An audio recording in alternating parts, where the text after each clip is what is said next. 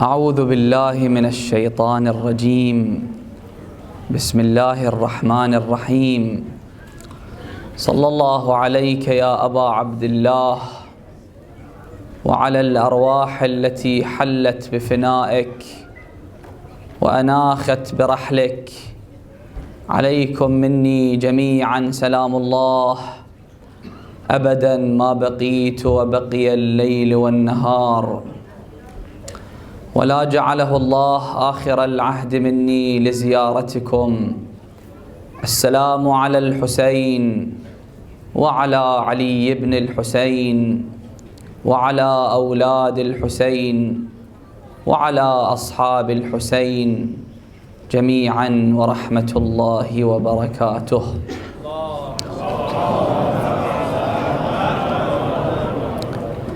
For the love of Abil Fadl Abbas, a second loud salawat.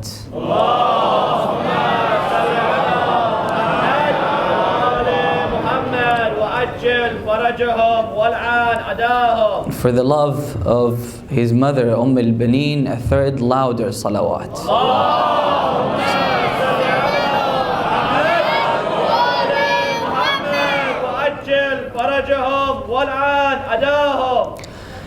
Imagine you go to your university. They invite a distinguished speaker to address the students, to speak about a subject related to his field of expertise. But before he gives his talk, someone has to go before him and introduce him. Otherwise, it's difficult to take his talk seriously when you don't know anything about the speaker, the professor.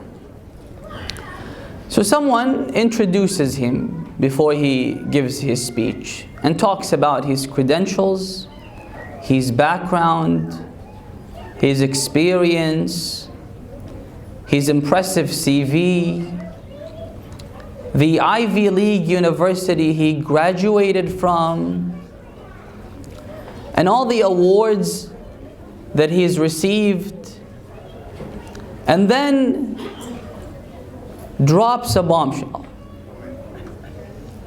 by saying that this professor is the recipient of the Nobel Prize.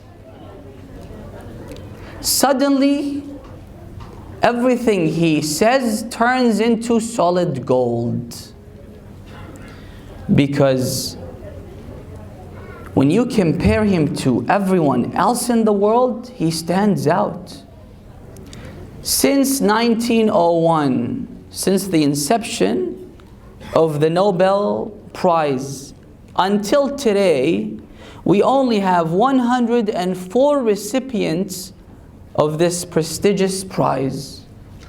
So he is smarter, better, brighter than all of humanity at large. Tonight is dedicated to Abil Fadl Abbas. He was a giant. He was a shining moon. His name inspires millions of people across the globe. And yet the reason why we can't see the brightness of this moon so vividly is because he was standing next to the sun, who was Imam al-Hussein alayhi salam. Imam Zayn al-Abidin says that on the Day of Judgment, the Day of Judgment is the most important day in our lives. Why? Because on that day, our fate is determined for eternity. We have a narration that says death will be brought in the form of a sheep. The sheep will be slaughtered. The people that go to paradise will become so happy that if death was available, they would die out of joy. And the people that end up in hell will become so sad that if death was available, they would die out of remorse. On that day, Allah subhanahu wa ta'ala will reveal the status of the people, the real status of the people. In this life, you might see people that are prominent, that are respected by the society. But in the eyes of God, Allah subhanahu wa ta'ala does not respect them at all. خَافِضَةٌ رَافِعَةٌ. People who are respected in this world will be disrespected on the Day of Judgment. The narration says that the despots and the tyrants will come in the form of an atom, and people will step over them like you step over a cockroach. While people who were disrespected in this life, peasants, people who are not in the limelight, will be in the limelight on the Day of Judgment. خَافِضَةٌ رَافِعَةٌ. There is a huge contrast between the Day of Judgment, the standards on the Day of Judgment, and the standards people abide by in this world. So on the Day of Judgment, the true and the real status of the people will be revealed to the masses, for everyone to see. Now the Day of Judgment is, as I said, the most important day in our lives. The hadith says that if you want to brag about something, reserve your pride for the Day of Judgment. Why?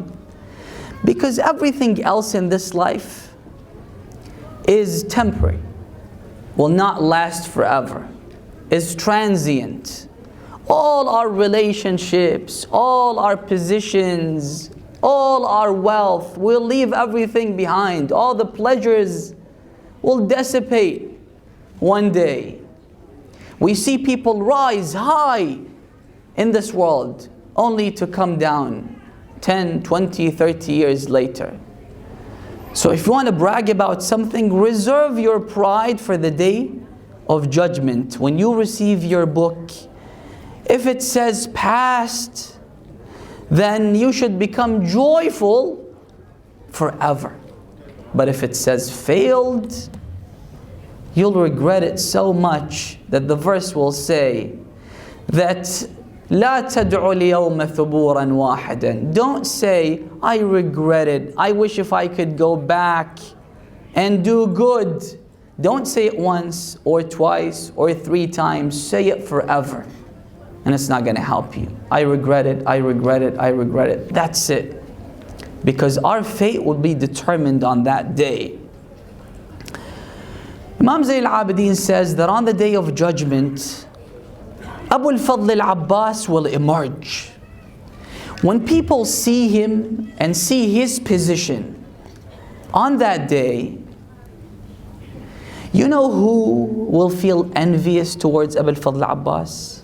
Will covet his position? Not ordinary people, but the cream of the crop, all the prophets, all the messengers, all the martyrs. Martyrdom is like the summit of greatness. The hadith says, فَوْقَ كُلِّ ذِي بِرٍّ بِرٍّ حَتَّى يُقْتَلْ الرَّجُلْ فِي سَبِيلِ اللَّهِ. This is the peak of greatness.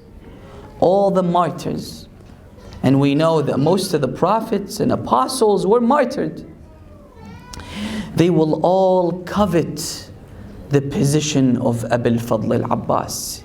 He will receive an award on that day that no one else throughout history has and will ever receive. يَغْبِطُهُ بِهِ جَمِيعُ الشُّهَدَاءِ يَوْمَ الْقِيَامَةِ. The question is why and how? What did Al-Abbas accomplish on the day of Ashura? To get a glimpse of how great this man was, we need to go through the visitation or the testimony that Imam al-Sadiq alayhi salam made when he visited Abu al-Fadl al-Abbas. And this is a rare phenomenon for an infallible imam, a divinely appointed leader, to visit a non-infallible man. Abu al-Fadl Abbas wasn't a divinely appointed leader. And yet Imam al-Sadiq alayhi salam visits him, and he makes few statements.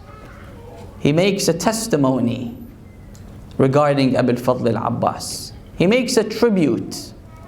And now we all know that it's customary that when a person dies, you have people that come and express their respect to that person, give a tribute to that person.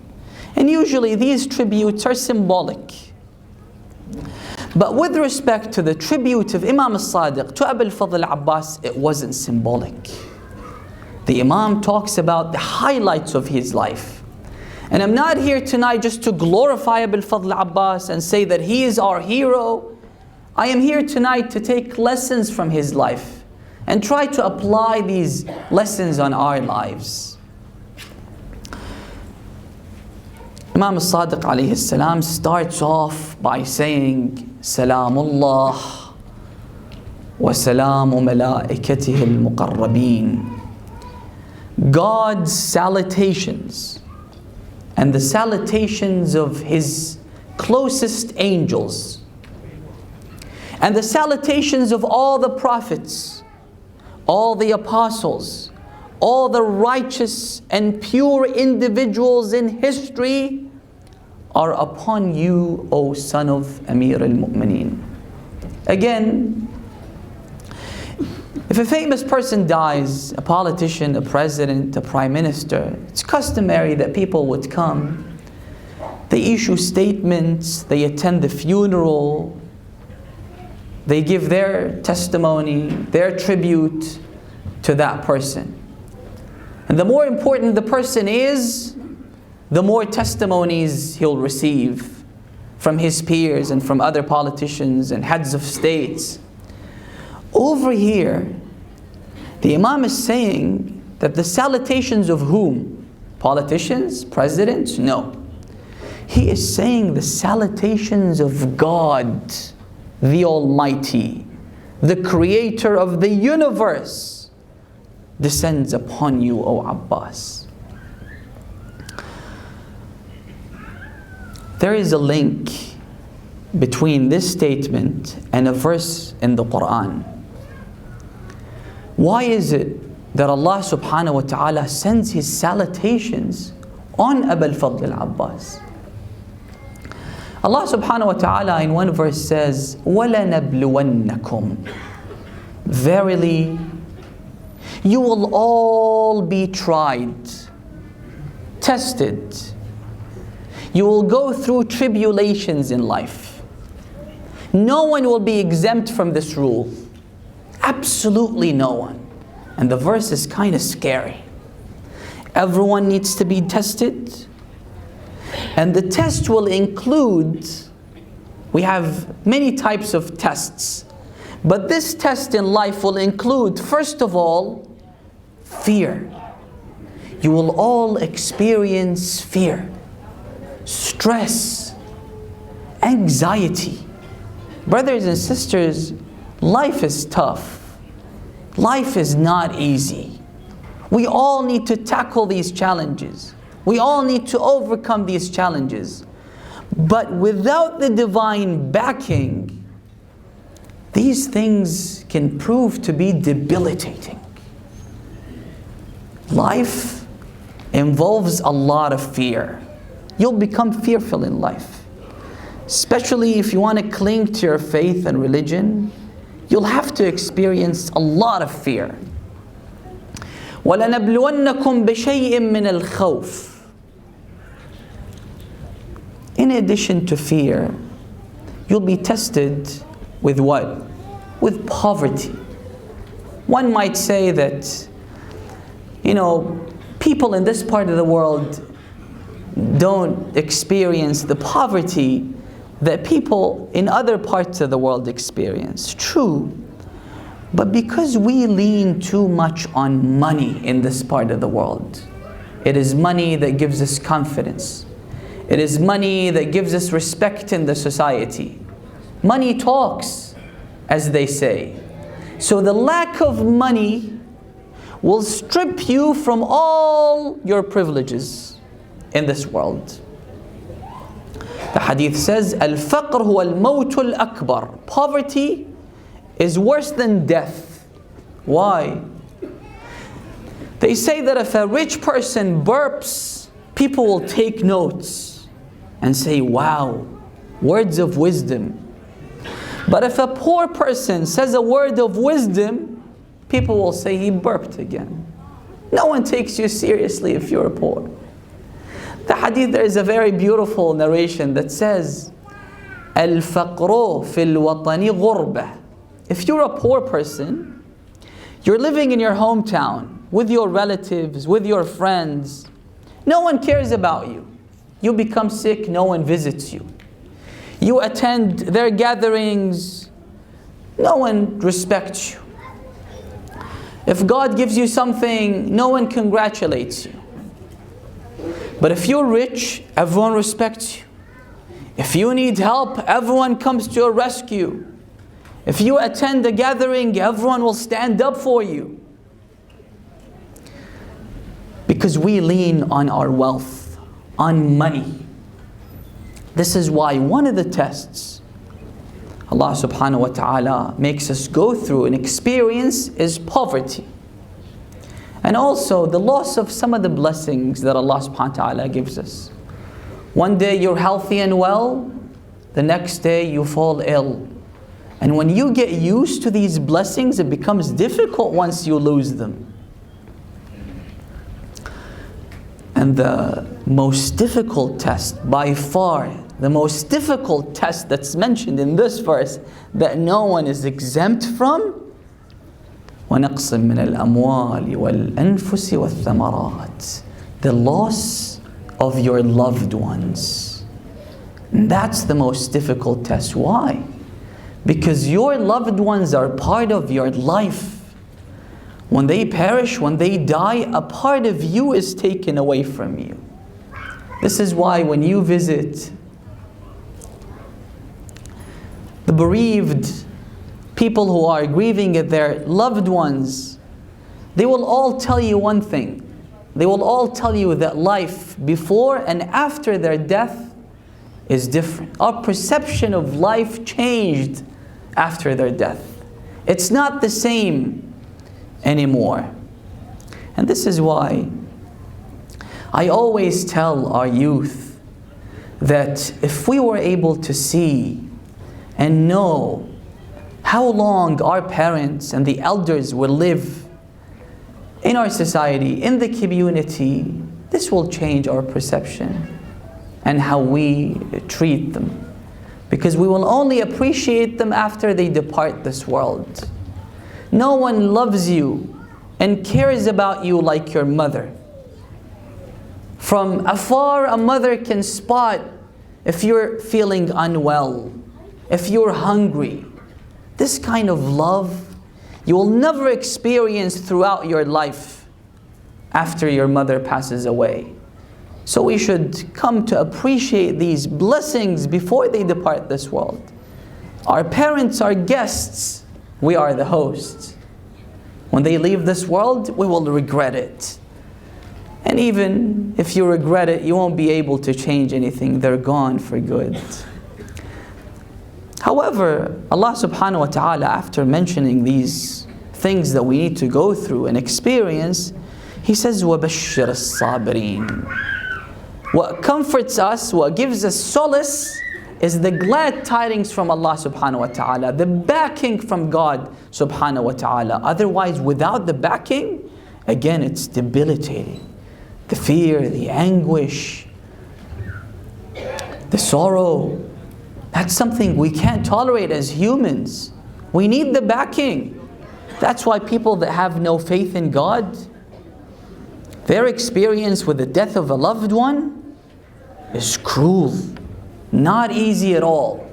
But Allah subhanahu wa ta'ala says that in the face of all these tests, if someone displays patience Allah subhanahu wa ta'ala gives them glad tidings. وَبَشِّرِ الصَّابِرِينَ. Then Allah subhanahu wa ta'ala says, أُولَٰئِكَ عَلَيْهِمْ صَلَوَاتٌ مِّن رَبِّهِمْ.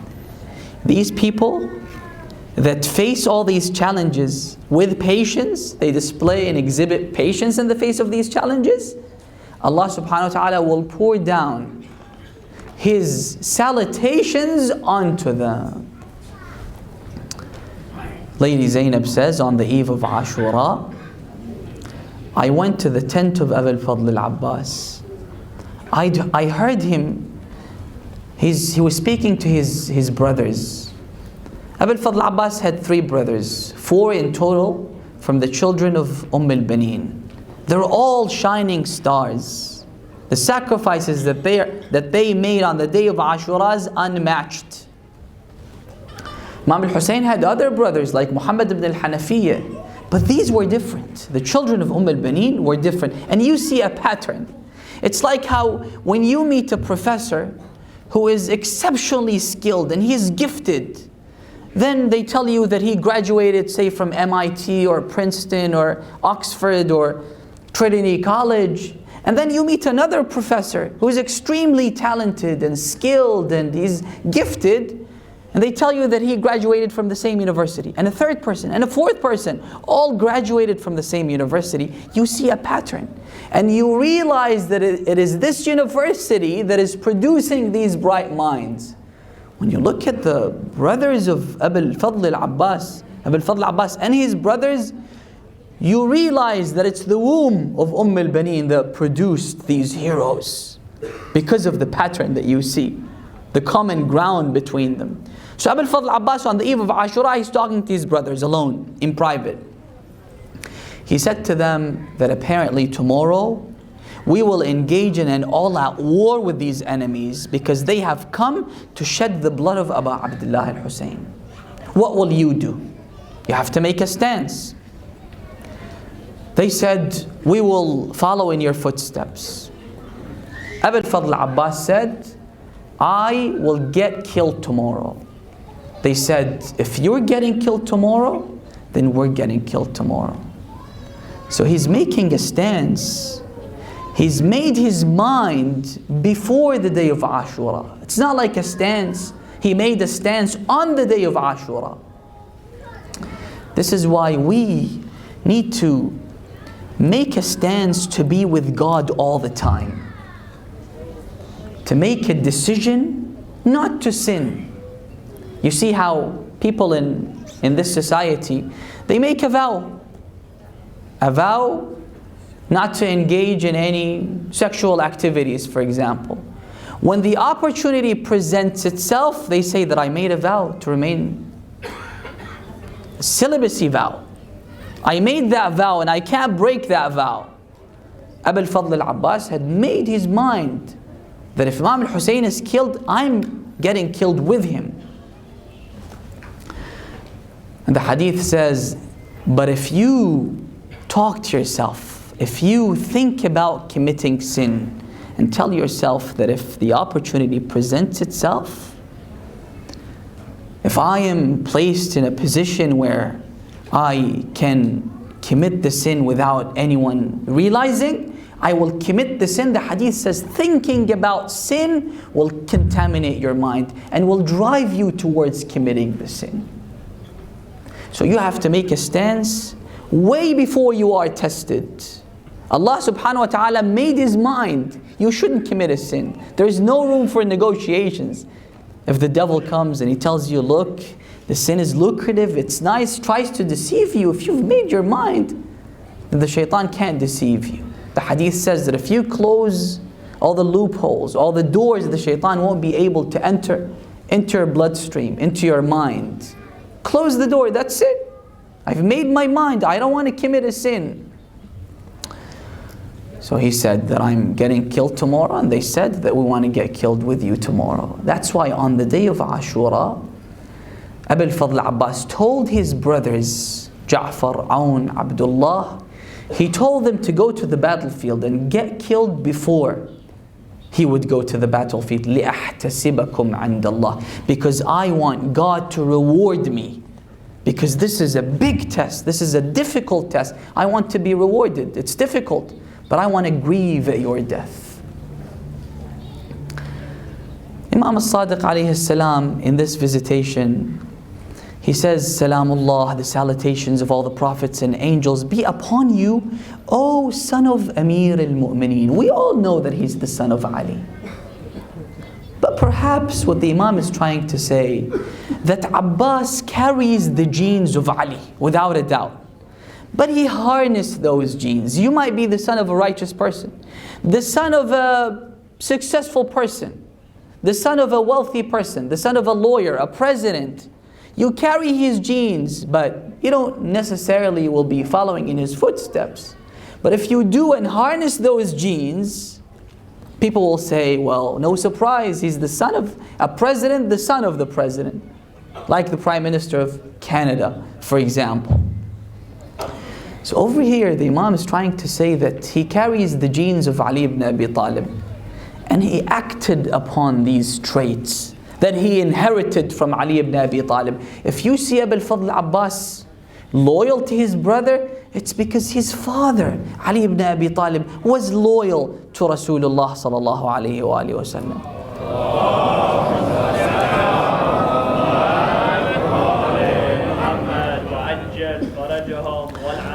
The Prophet told him, Ya Ali, would you sleep in my bed?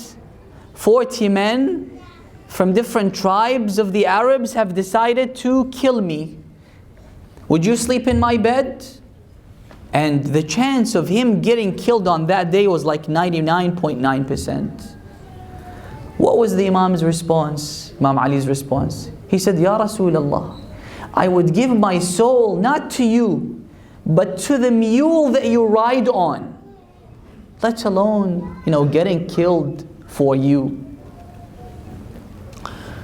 That's why Imam Ali says that during the battles of the Prophet, in the battle of Uhud and in the battle of Hunayn, most of the companions abandoned the Prophet, right? But Imam Ali never abandoned him. So the Prophet would say, when he was abandoned by his companions, and no one's protecting him, because the Prophet himself wouldn't fight, so he would say, Aina Sayfi, where's my sword? Where's my spear? Where's my arrow? Where's my shield? Where is Ali ibn Abi Talib? A reference to Ali ibn Abi Talib. فَأَتَقَدَّمْ وَأَقِيهُ وَاللَّهِ بِنَفْسِي. I would come and become his shield. If they want to attack the Prophet, they have to attack me first. So he inherited the loyalty from his father. أشهد لك بالتسليم والتصديق والوفاء والنصيحة. Unfortunately, we can't go through all these testimonies that Imam al-Sadiq alayhi salam made on that day.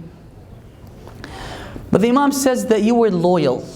You honored your commitments. Brothers and sisters, we have commitments towards the people around us.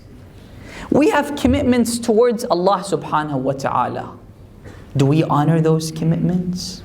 We have commitments towards the Imam of our time. Do we honor this commitment? We have commitments towards our spouse, our children, our parents. As a husband, your wife has many rights over you. He comes to Imam Zayn al-Abidin, a man, and says to him that if my wife wrongs me, if she commits a mistake, what should I do? The Imam said, you should forgive her 70 times. 70 mistakes she's allowed to commit, and you are obliged to forgive her. 70 mistakes per day. أَخَذْتُمُوهُنَّ بِأَمَانَاتِ اللَّهِ. Allah subhanahu wa ta'ala entrusted you with them. So you should treat her the way you would treat something that Allah subhanahu wa ta'ala is trusting you with. You should honor this commitment, this divine bond that Allah subhanahu wa ta'ala sanctions, that is called marriage, has many commitments that we need to honor. Abu al-Fadl Abbas, one of the features that he had was that he honored his commitments towards whom? Towards God, towards his Imam, towards his brothers, towards his family. بالتسليم بالتصديق والتسليم والوفاء والنصيحة. You had full submission to God. Assalamu alayka ayyuha al-abdu as-salih. Peace be upon you, O righteous servant of God. The main feature in the life of Abu al-Fadl Abbas, the main aspect, the highlight of his life was that his servitude to Allah subhanahu wa ta'ala. To know your Creator, to know what He wants from you, to know what His plan is for you in life. That's the main aspect in the life of Abu al-Fadl Abbas. Full submission to God. Imam al-Sadiq alayhi salam was one day, he received some of his companions as guests. But the Imam was restless. He would go inside the house and come to his guests every now and then. Then the Imam calmed down and he sat with them, chatting with them, talking to them, feeding them. And they said, Ya ibn Rasulullah, you were restless just moments ago. He said, yes, because my son was in a critical condition. He was very ill. They said, he recovered now? Is he well now? He said, no, he passed away. Passed away? He died and you calmed down after his death? The Imam made a very beautiful statement. He said, Inna qawmun, we are a group of people that ask God to prescribe upon us, to write something for us that we desire, that we like. For example, to prolong our lives, to make us live a prosperous life. Us, our children, our families. But if Allah subhanahu wa ta'ala chooses otherwise, if Allah subhanahu wa ta'ala wants our children to die, then we are pleased with what Allah subhanahu wa ta'ala decides for us. Full submission and absolute obedience to God, the Prophet, Imam Ali, Imam Hassan and Imam al-Hussein, according to the statement made by Imam al-Sadiq. أيها العبد الصالح المطيع لله ولرسوله ولأمير المؤمنين ولفاطمة وللحسن وللحسين. Full submission. You don't ask why. When they were about to bury Imam al-Hassan al-Mujtaba near his grandfather's grave, Rasulullah, Marwan ibn al-Hakam came out and they started shooting the casket and the corpse of Imam al-Hassan with their arrows. Abu al-Fadl Abbas wanted to take out his sword and fight to defend his brother, the son of Rasulullah, al-Hassan al-Mujtaba. But Imam al-Hussein said to him, sheath your sword. Full submission. He didn't say why. He's there to obey the Imam of his time. On the day of Ashura, the Imam says to him, could you go and bring some water? He doesn't say that I want it. He's a hero. He wants to fight. Let me go fight these enemies. Full submission. And also, the Imam says, وَأَعْطَيْتَ غَايَةَ الْمَجْهُودِ. One of the highlights of his life was that he spared no effort. No effort. He exerted every effort that he has to please Allah subhanahu wa ta'ala. He couldn't do more. He couldn't do more than what he did on the day of Ashura. And brothers and sisters, our value and our worth stem from how much we dedicate to Allah subhanahu wa ta'ala. Some people only dedicate 10% of their life to God. Some people 20, some people 15, some people 2%. Allah subhanahu wa ta'ala, for example, asks you to spend 15 minutes in the 24-hour cycle to pray. 15 minutes max. But some people don't do that. This is why we have a hadith that not praying is worse than committing adultery, zina, even though zina is a grave sin. إِنَّهُ كَانَ فَاحِشَةً وَسَاءَ سَبِيلًا. This is a path that will lead to destruction, zina, adultery. But the Imam then explains, he says, the person that commits adultery, zina, he does so out of desire. He acts upon his urges and impulses. But a person that doesn't pray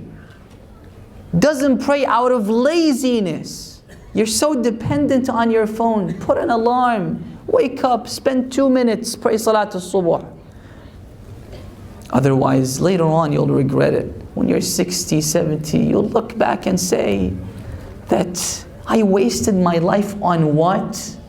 All gone. And now you have to compensate. But you have 50 years worth of salat that you have to compensate for.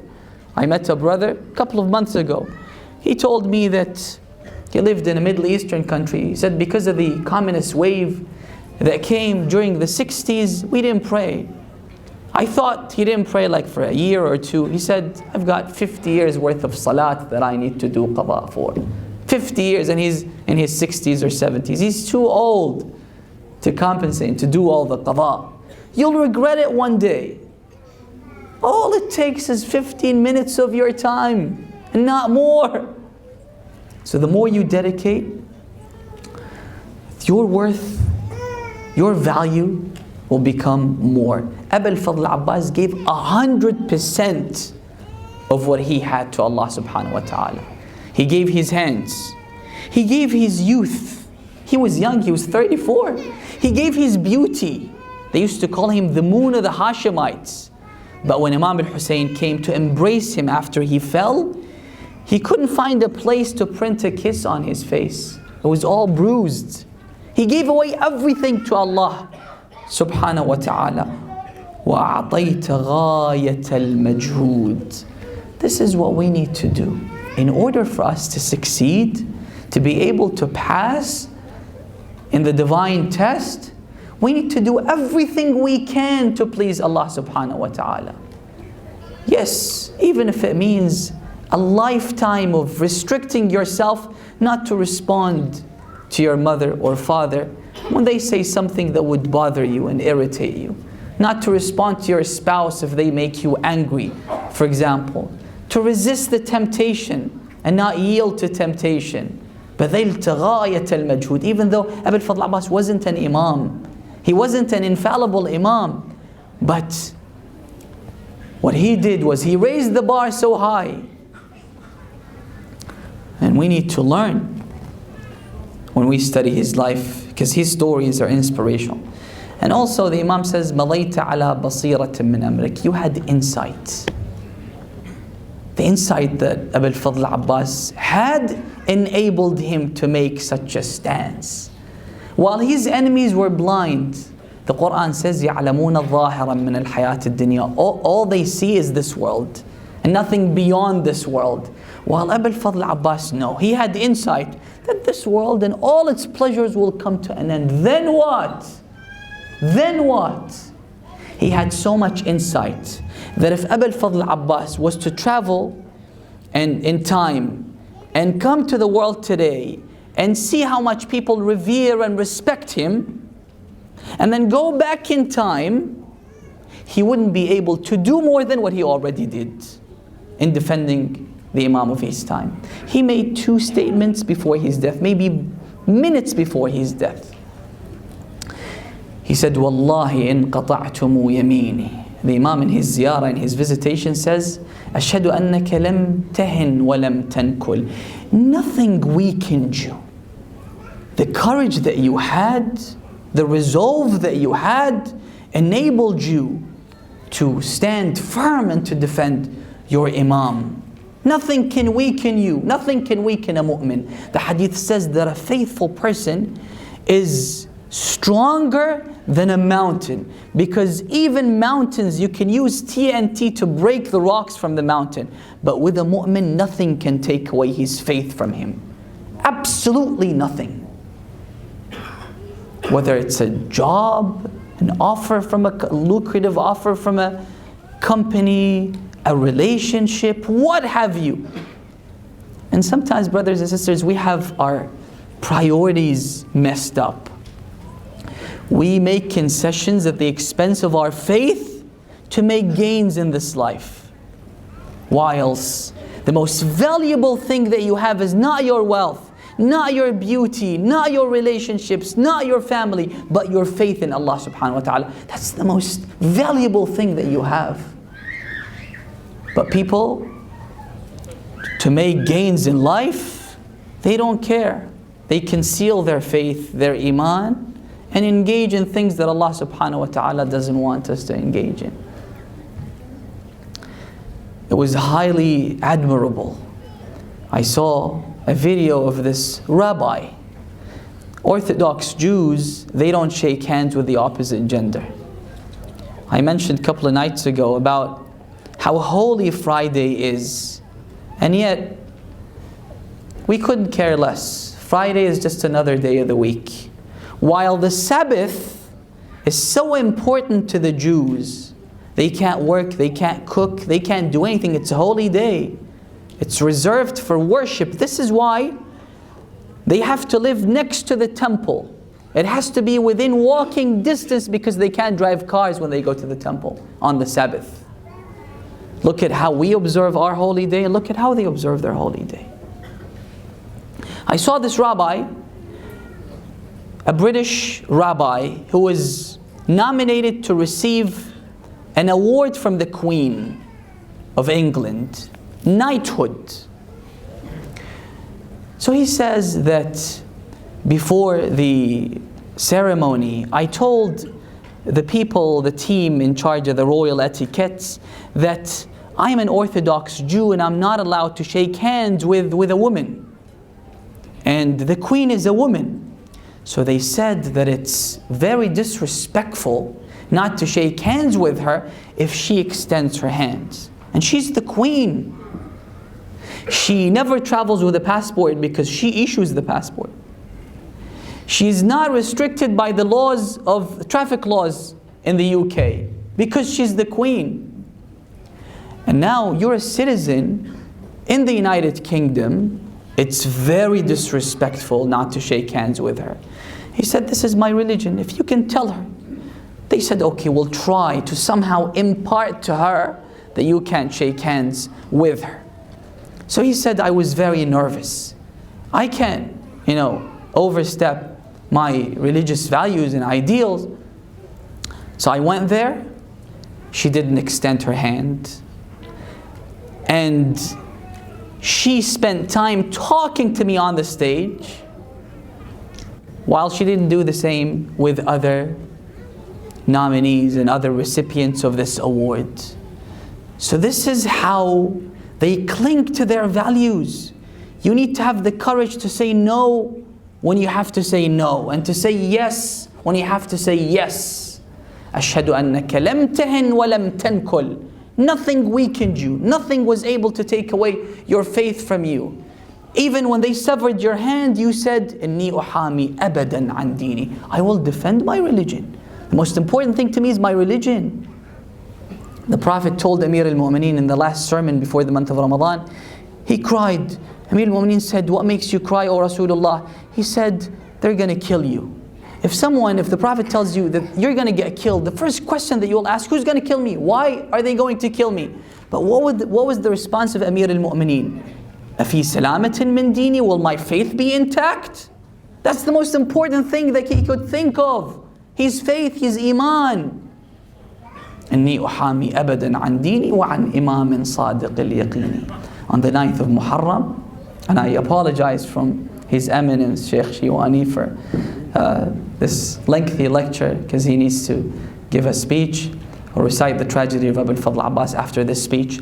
On the 9th of Muharram, as I mentioned one night, Shimr ibn al-Jawshan comes with a letter from Ubaydullah ibn Ziyad. This letter was given to Umar ibn Sa'ad. You either attack Hussein immediately, or you give the standard to Shimr ibn al-Jawshan to do the job. Shimr came with 1,000 armed men. The first thing that Shimr did was walk to the camp of Imam al-Hussein, towards the camp of Imam al-Hussein. And he called out, أَيْنَ بَنُو أُخْتِنَا? Where are the children of our sister? Because he was related, his tribe is related to the tribe of al-Baneen, the mother of Abu al-Fadl Abbas. Imam al-Hussein is sitting with Abu al-Fadl Abbas and his brothers. Abu al-Fadl Abbas doesn't respond. He says it again, أَيْنَ بَنُو أُخْتِنَا? He doesn't respond. For the third time, أَيْنَ بَنُو أُخْتِنَا? The Imam says, who's this guy? He sounds like Shimr ibn al-Jawshan. He said, yes, that is Shimr. The Imam said, أَجِيبُوهُ وَإِنْ كَانَ فَاسِقًا. Go see what he wants. Answer him, even though he's a corrupt, depraved individual. So Abu al-Fadl Abbas comes out. What do you want? He said, I have good news. I managed to secure impunity for you and your brother from this war. You'll be exempt from the war. All you need to do is defect, leave Hussein, and no one's going to kill you. Lucrative offer to protect his life. What was Abu al-Fadl Abbas's response? Shimr was expecting Abu al-Fadl to, negotiate the terms of this impunity. But Abu al-Fadl Abbas was quick to give him a firm answer. He said, أَتُؤَمِّنُنَا وَابْنُ بِنْتِ رَسُولِ اللَّهِ لَا أَمَانَ لَهِ. You give us impunity while the son of Rasulullah has no impunity? لَعَنَكَ اللَّهُ وَلَعَنَ أَمَانَكَ. May God curse you and your impunity. Get lost. He goes back to the tent. On the eve of Ashura, a few hours later, the news spread in the tent that Al-Abbas and his brothers can leave. No one's going to punish them if they leave.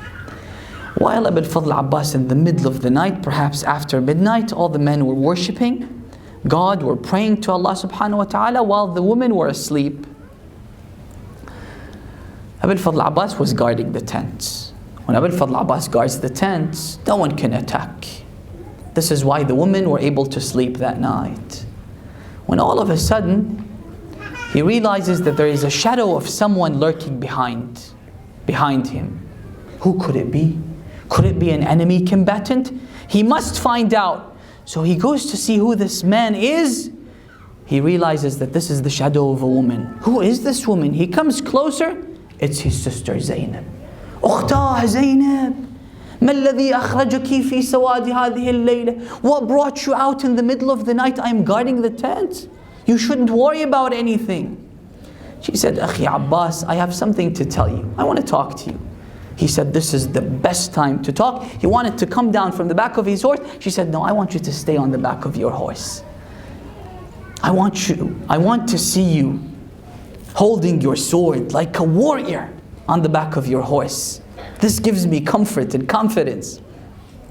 Then she said, let me tell you a story. She said, when our mother Fatima passed away, our father Amir al-Mu'mineen, he came to our uncle Aqil. He was a genealogist. He was someone who was aware of the different traits of the tribes of the Arabs. He came up to him and he said to him that I'm looking for a tribe, for a family, for a woman that was conceived by heroes, brave, courageous people.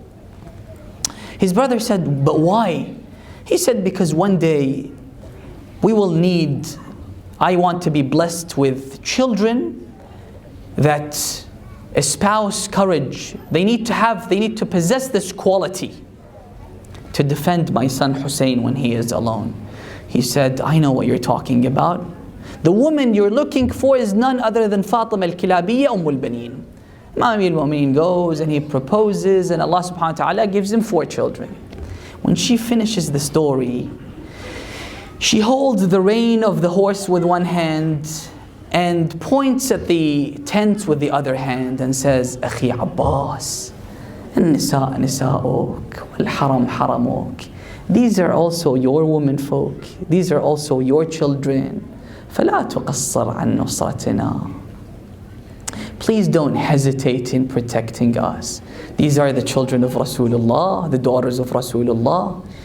The moment Abbas heard these words from his sister Zainab, encouraging him to stand firm in defense of the daughters and the children of Rasulullah, he unsheathed his sword.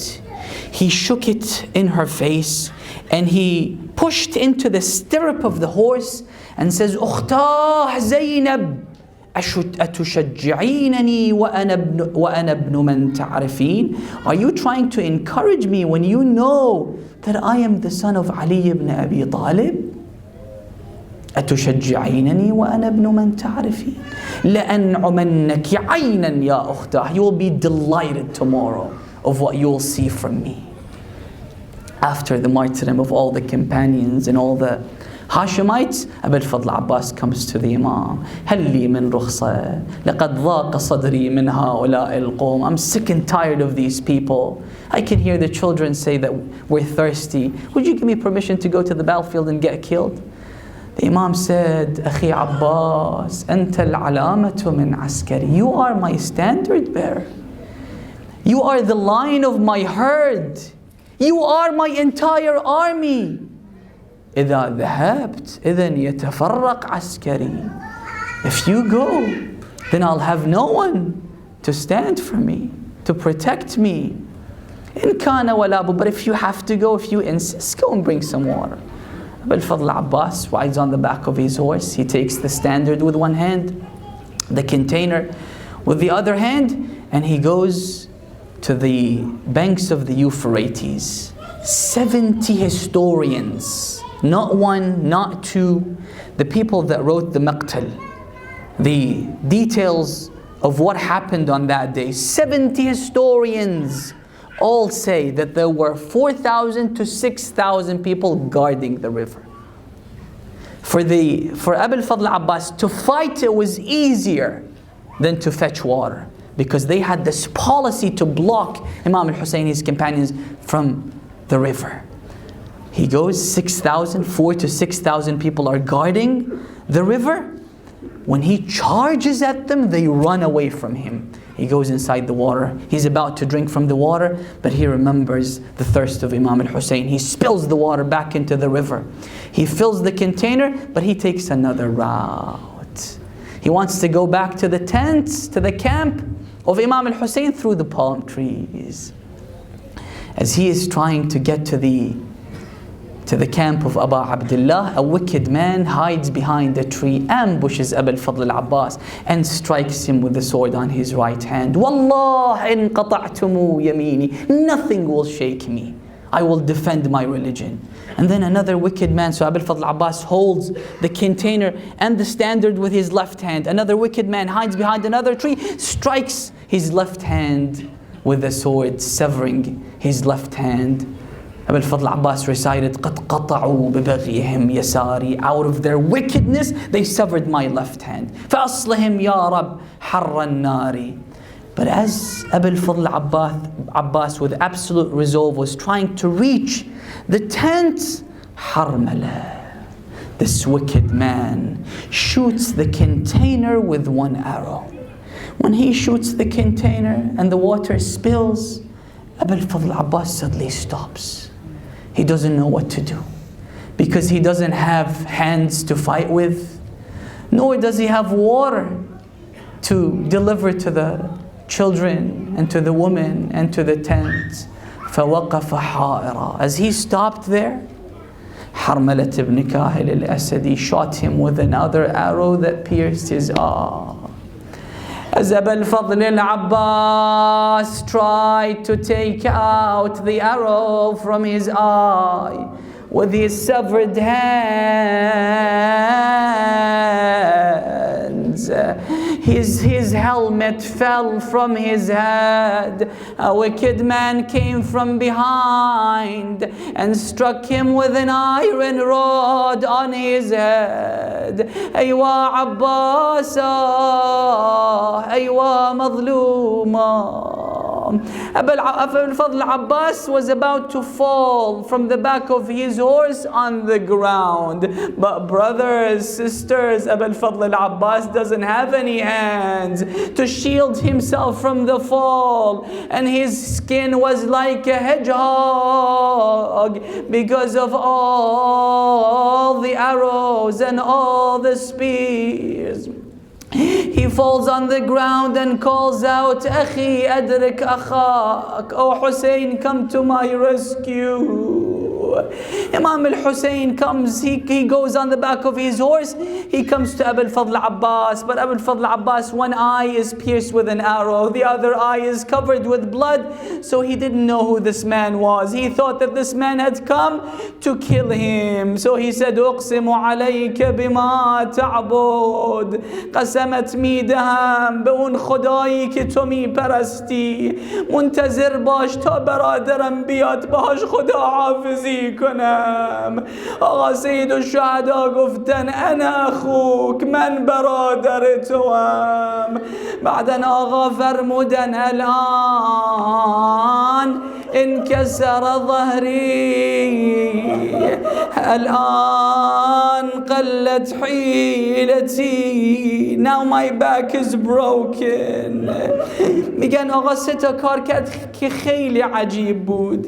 یکی این که بهت الحسین، مات و مبهوت مان. دومن این که بان الانکسار فی وجهه، میگن رنگ از صورت امام پرید. در مرحله سوم میگن فصرخ صرخة شدیده، آقا سید الشهدا بلند بلند فریاد زد. نوشتند امام طوری ناله میزد که ابکا کل عدو و صدیق، که دوست و دشمن به حال او گریه کردند. بعدن آقا سوار اسب شدند، حمله کردن به دشمنا. عمر ابن سعد صدا زد ولش کنید، برادرشو تازه شما کشتید. حضرت حمله کرد بهشون، گفت الا انت فرون وقد قتلتم اخی، کجا فرار میکنید، تازه برادرمو کشتید. اما بعدن آقا برمیگرده سمت خیمه ها، از اسب پیاده میشه. آقا گریه میکنه. اما چطور گریه میکرد آقا؟ میگن معمولا ما سه تا نوع گریه داریم. معمولا آقایون آهسته گریه میکنن، خانم ها معمولا بلند گریه میکنن. معمولا بچه ها چطور گریه میکنن؟ دستشون رو روی صورتشون میذارن گریه میکنن. میگن آقا وقتی که برگشت به خیمه ها دست روی چشمش گذاشته بود. یکفکف دموعه بکم.